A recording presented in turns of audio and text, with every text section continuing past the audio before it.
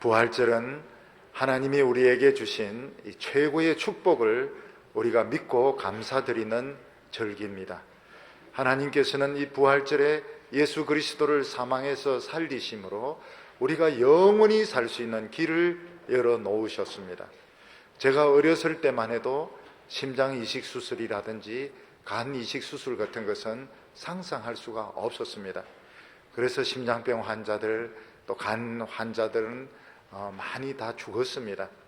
그런데 한 번 이식 수술, 한 번 그 수술에 성공함으로 지금은 수천 명의 환자들이 그런 이식 수술을 통해서 생명을 건지고 있습니다.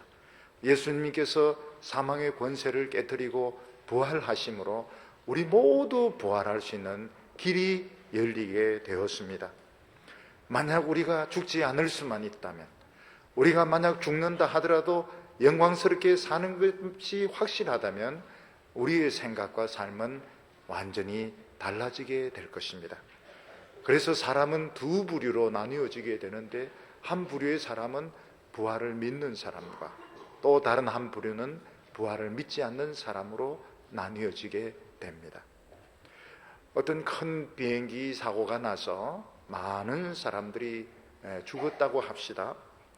식구들은 우리 가족이 그 비행기를 탔는데 죽었구나. 그래서 아무리 사망자 명단을 찾아보고 영안실을 뒤져봐도 없는 겁니다. 왜 없을까 보니까 우리 가족은 죽지 않고 가벼운 사고만, 상처만 입고 살아났기 때문에 이 사망자 가운데 있을 수가 없는 것입니다. 예수님을 믿는 제자들과 여성들은 분명히 예수님이 십자가에 못 박혀 돌아가시는 것을 보았습니다. 장사까지 끝냈습니다. 안식 후 첫날 여인들이 예수님의 몸에 향유를 바르기 위해서 갔을 때 예수님의 무덤의 돌문은 열려져 있었고 예수님은 없었습니다. 그때 천사가 여인들에게 말하기를 너희가 예수를 찾는 줄 내가 안다. 그가 여기 계시지 않고 살아나셨느니라 하면서 어떻게 너희가 산자를 죽은 자 가운데 찾느냐고 말씀하셨습니다. 예수님은 안 죽었다가 살아나신 것이 아니고 분명히 죽으셨는데 사망의 세력을 이기고 산자가 되셨습니다. 예수님이 산자가 됨으로써 우리의 모든 이름은 산자의 명단에 속하게 되었습니다. 우리에게 영원히 죽음이 없다고 약속을 하셨습니다. 가족들이 병원에서 큰 수술할 때 보면 그 수술실에 이름이 쭉 나옵니다. 식구들은 그 이름을 이제 뚜렷하게 보면서 이제 수술 끝나고 이제 회복실로 그 이제 명단에 넘어가면 수술이 끝났구나 이렇게 안심을 하는데 갑자기 이름이 없어질 때가 있습니다.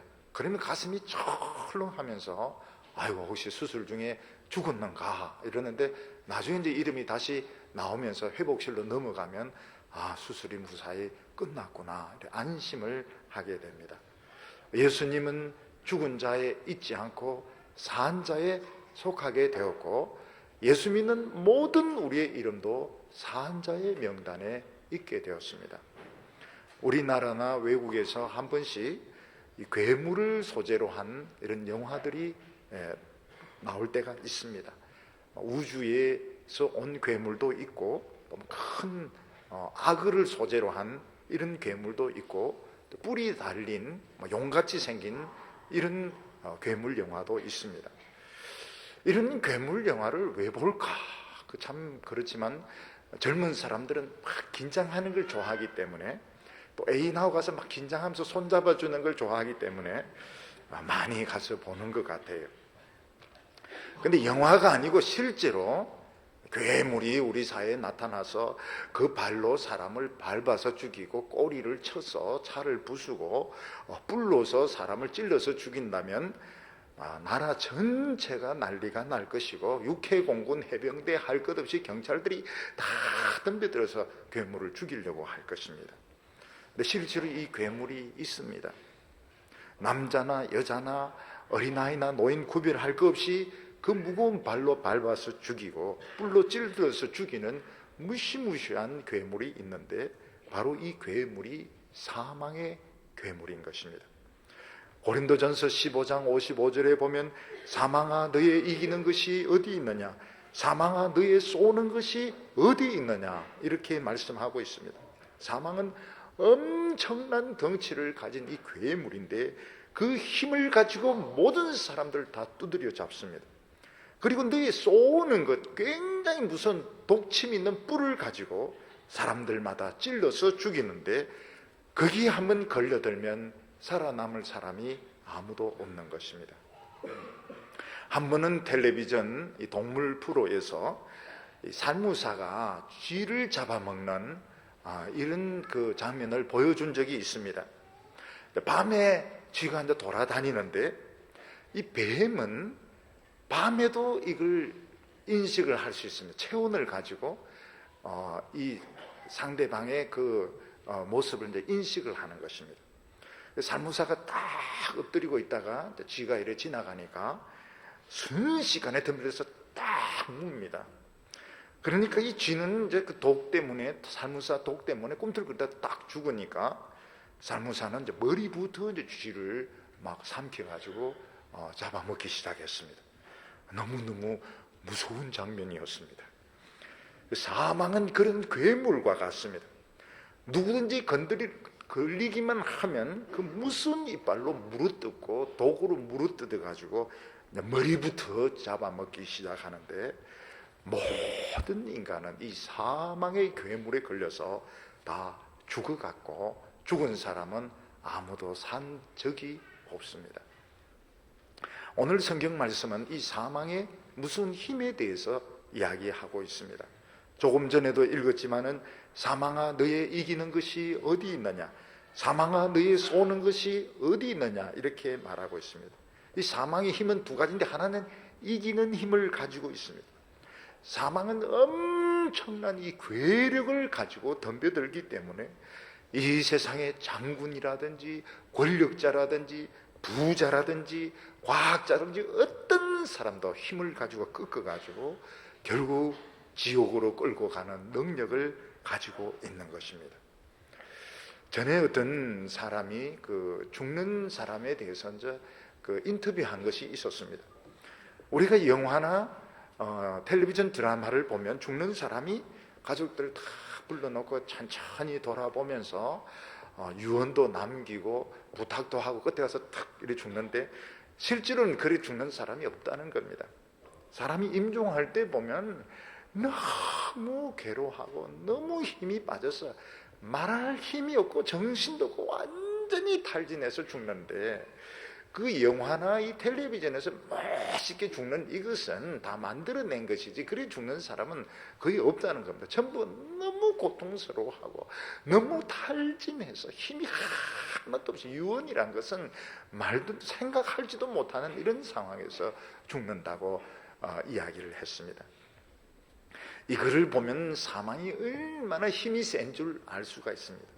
사망아 너의 이기는 것이 어디 있느냐, 사망은 엄청난 괴력을 가지고 있어서 유명한 운동선수들 그리고 군대의 장군들 정치인들 전부 다 꺾어가지고 결국 나중에는 죽게 만드는 것입니다.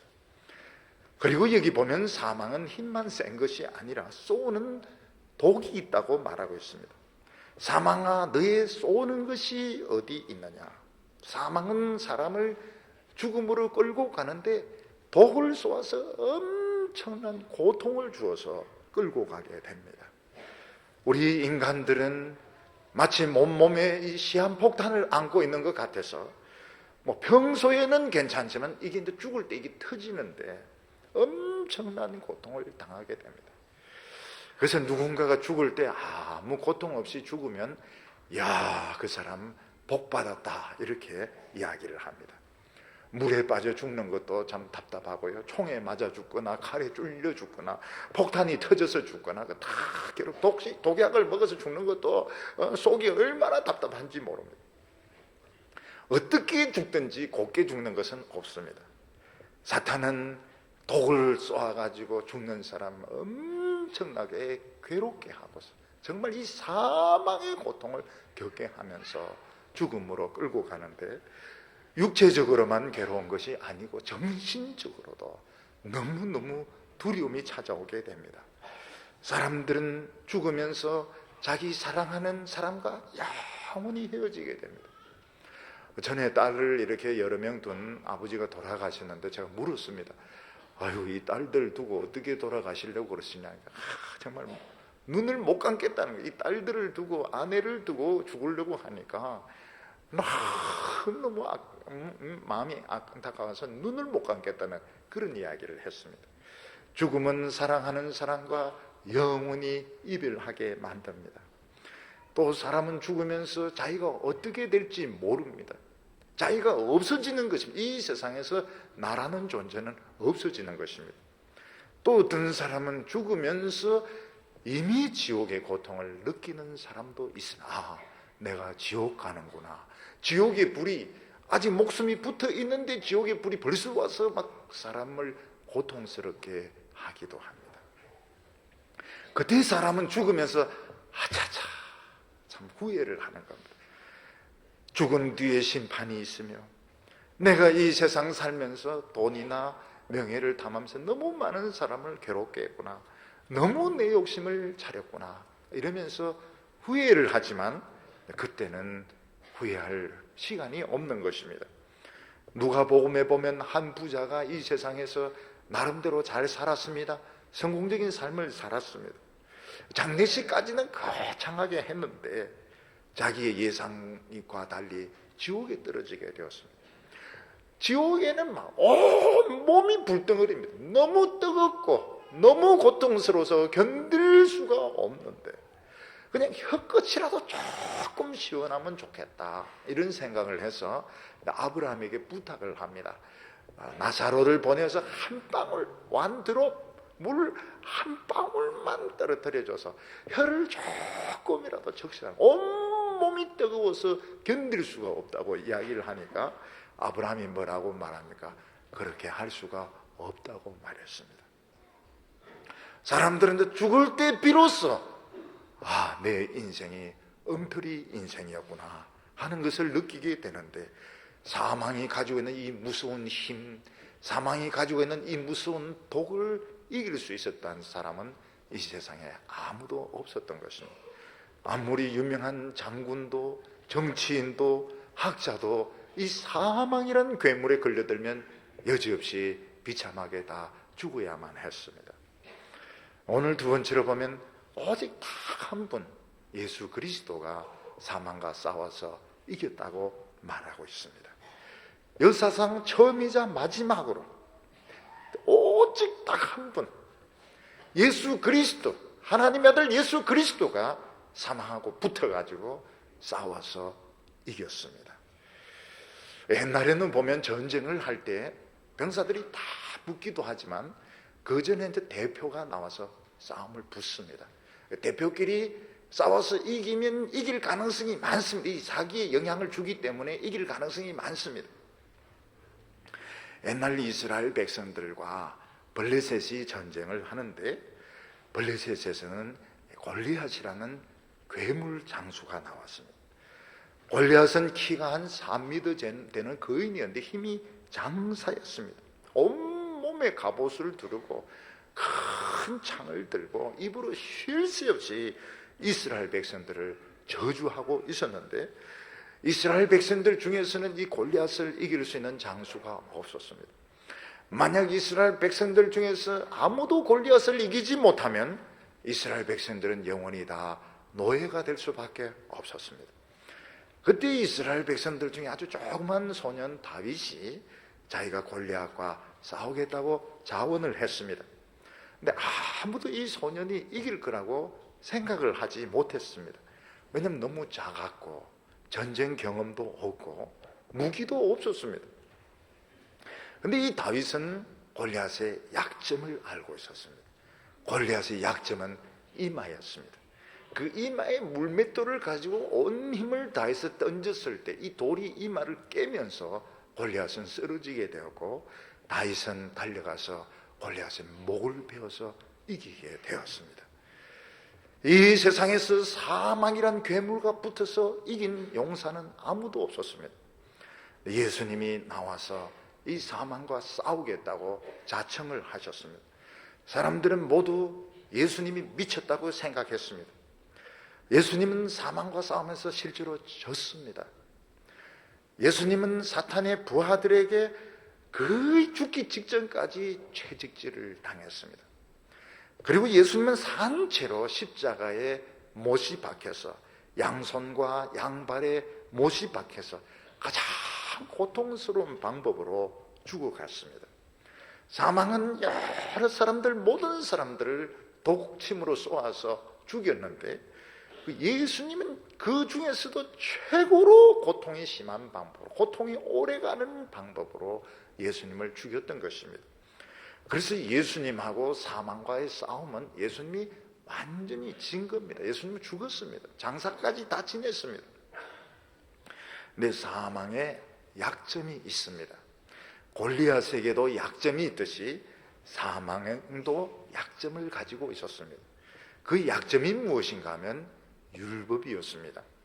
오늘 본문 56절에 보면 사망에 쏘는 것은 죄요, 죄의 권능은 율법이라 이렇게 말했습니다. 사망이 무슨 권리로 모든 사람을 쏘아서 그렇게 고통스럽게 죽이느냐? 그건 죄 때문입니다. 죄가 있는 사람은 한 사람도 빼놓지 않고 이 사망의 독침에 쏘여야 되는 것입니다. 그리고 그 근거는 어디에 있느냐? 율법이었습니다. 율법을 근거로 해서 모든 사람들을 짓밟고 모든 사람을 사로잡아서 지옥으로, 멸망으로 끌고 가는 것이었습니다.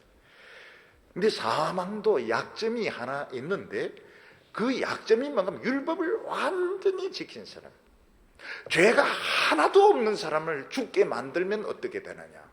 죄 자신이 깨어지게 됩니다. 이게 죄의, 사망의 약점입니다.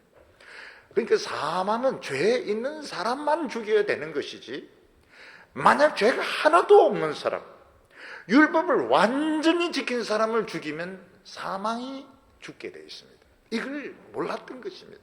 예수님 이걸 알고 있었습니다. 하나님의 말씀이고 하나님의 약속이기 때문에. 그래서 예수님은 철저히 사망의 권세에 진 것 같았습니다. 채찍질을 당하고 그리고 십자가에 못 박혀서 죽고, 그러면서 예수님이 하신 것이 절대로 죄를 짓지 않았습니다. 욕을 하지 않았습니다. 그 십자가에 못 박혀서도 철저히 성경 말씀을 암송하고 성경 말씀대로 죽었습니다. 그랬더니 이 사망의 세력이 막 흔들리기 시작했습니다. 예수님은 율법을 완전히 지키고 죄가 없는 분이신데 결국 이 사망이 잘못한 것입니다. 사탄이 실수를 한 것입니다. 예수님을 죽게 하면 안 되는데 예수님을 이제 죽였으니까 사탄의 세력이 깨어지고 사망의 세력이 깨어지면서 예수님은 사망의 권세를 깨고 부활하셨습니다. 그냥 부활하신 것이 아니라 영원히 죽지 않는 몸으로 부활을 하셨습니다. 오늘 세 번째로 예수님은 우리의 대표자라는 사실입니다. 기독교는 부활의 종교입니다. 우리가 쓰는 이 십자가에 예수님이 없는 이유는, 천주교에서 보면 그 십자가에 예수님이 달려 있는데 우리는 그냥 예수님이 없는 이 민민한 십자가를 쓰는 것은 돈이 없어서 예수님을 못 따라 놓은 것이 아닙니다. 이것은 비어있는 십자가는 부활의 십자가인 것입니다. 예수님의 부활과 우리는 무슨 상관이 있습니까? 예수님은 우리를 대표해서 죽으시고 예수님은 우리를 대표해서 부활하셨기 때문에 마치 다윗이 골리앗을 이김으로 모든 이스라엘이 승리했듯이 우리 모든 성도들도 승리한 것입니다. 우리는 예수님 안에서 한번 죽었던 사람입니다. 우리는 예수님 안에서 이미 지옥에 한번 갔다 온 사람들, 일사부재리 원칙에서 우리는 지옥에 가지 않습니다. 우리는 죽지 않습니다. 우리는 지금 예수를 믿음으로 하나님과 큰 계약의 틀 안에 들어가게 되어 있는데 예수님은 우리를 대표해서 죽으시고 우리를 대표해서 살아나시기 때문에 예수님의 부활은 우리의 부활이고 예수님의 승리는 우리의 승리인 것입니다. 예수님 안에서 이 사망이란 괴물은 이미 우리에게 졌습니다. 그러나 예수 믿지 않는 사람에게는 이 사망은 여전히 살아 있습니다. 예수 믿지 않는 사람들은 이 사망이란 괴물을 언젠가는 만나야 되는 것입니다. 성경은 예수님이 부활의 첫 열매라고 말씀하고 있습니다. 이 부활이라고 하는 것은 죽었다가 옛날 상태로 살아나는 걸 말하지 않습니다. 그거는 소생이라고 말하죠. 덜 죽었다가 깨어나는 건 소생입니다. 부활은 완전히 죽어야 됩니다. 완전히 죽었다가 살아나야 되는데, 살아날 때는 이 몸으로 살아나면 안 됩니다. 영원히 죽지 않는 몸으로, 영원히 영생하는 몸으로, 새로운 재질로 살아날 때 그것을 부활이라고 말합니다. 부활할 때는 장애가 없습니다. 심장병이 없습니다. 부활할 때는 우리의 이 감정과 지성이 1000배, 10,000배로 성숙하게 됩니다. 우리가 지금은 예수 믿어도 서로 오해하기도 하고 벽을 쌓기도 하고 하는데, 구원받은 그런 거 필요 없어요. 애들이니까 싸우는 겁니다. 보면 애들이니까 서로 별거 아닌 가지고 싸우고 다투는, 어른들은 싸우지 않습니다. 어른들은 총 가지고 싸우고 전쟁을 하지 애들같이 싸우지 않습니다. 예수님은 부활의 첫 열매이기 때문에 똑같은 열매가 앞으로 계속 맺히게 됩니다. 우리도 예수님처럼 부활하게 될 것입니다. 그럼 우리 성도들은 죽는데요, 죽는 것은 죽는 게 아닙니다. 우리 육체를 땅에 심는 것입니다. 우리는 이 육체를 땅에 심고 썩을 것으로 심고 썩지 아니할 것으로 거두게 됩니다. 영생의 몸으로 살아나게 됩니다. 아이, 목사님, 그런데요, 우리도 죽을 때 그 아픈 것 같은데요, 그 독이 남아있는 거 아닐까요? 그렇지 않습니다. 이건 수술과 같은 것인데, 우리가 수술 받으면 이제 마취가 깨면서 아프지 않습니까? 많이 아프죠. 네. 그렇지만은 이미 꿰맬 거 다 꿰매고 잘라낼 거 다 잘라냈기 때문에 참으면 이게 아물게 되어 있습니다. 우리 성도들이 죽을 때 좀 아픈 것은 마취가 깨서 아픈 것이, 이게 죽는 죽음이 아닙니다. 이거는 영생으로 들어가는 과정인 것입니다. 사도 바울은 심각한 이야기를 하면서 만약 부활이 없다면 우리 예수 믿는 사람들은 다 엉터리를 믿는 사람이고 거짓말장이가 된다고 말하고 있습니다. 그런데 부활이 사실이라면 믿지 않는 사람들은 정말 불쌍한 사람들, 영생할 수 있는 길이 있는데 이걸 믿지 않고 죽는 것입니다. 심장병 환자들, 간 질환자들 수술하면 다 살 수 있는데 그걸 안 믿고 죽는다면 자기 자신이 억울한 것이죠. 우리는 지금 부활에 다 참여했고 우리 안에 부활이 들어와 있습니다. 지금 우리 안에 영생이 들어 있습니다. 그리고 영원한 생명과는 우리는 그냥 연장이 되고 있습니다. 청년들은 이제 군대 생활할 때 이 군대 생활이 잠깐이라는 걸 아면, 요즘은 더 짧습니다. 요즘은 이제 군대 생활 한 2년 정도 이렇게 하니까 휴가 한 2번 나오면 바로 제대를 하는 거예요. 옛날에는 참 군대 가면 한참 있다 나왔는데 요즘 막 금방 나옵니다. 나오면서 군복, 모자, 무기 다 나옵니다. 왜냐하면 여기 나오면 옷 좋은 게 더 많이 있거든요. 신발도 좋은 거 더 많이 있고요. 우리가 이 세상 사는 것은 청년들 군대 생활하는 것 같습니다. 우리가 죽고 난 뒤에 진짜 멋진 인생이 있습니다. 어떤 중고등학생은 부활하면 남자와 여자가 없다, 이러니까 자기 천국 안 가겠다. 그래, 왜 그러냐 이러니까 여학생도 없는데 왜 가냐고 이러는데, 그게 없어도 될 정도로 좋다는 것입니다. 없어도 좋을 정도로. 어떤 분은 계시록에 보면 새 천지는 바다가 없고 이런, 자기가 안 간다, 자기는 헤엄치는 재미로 사는데 그런 거하고는 차원이 틀리다니까요. 지금 우리에게는 영원한 인생이 지금 창창한 미래가 지금 준비되어 있고, 우리가 지금 이 세상 사는 것은 훈련받는 것과 같습니다. 예수님께서는 말씀하시기를 썩는 양식을 위하여 일하지 말고 영생하는 양식을 위하여 일하라고 말했습니다. 우리도 몸을 가지고 있기 때문에 이 세상에서 돈을 벌어야 됩니다. 직장이 필요하고 공부도 해야 됩니다. 그러나 이게 우리의 목적은 아닌 것입니다.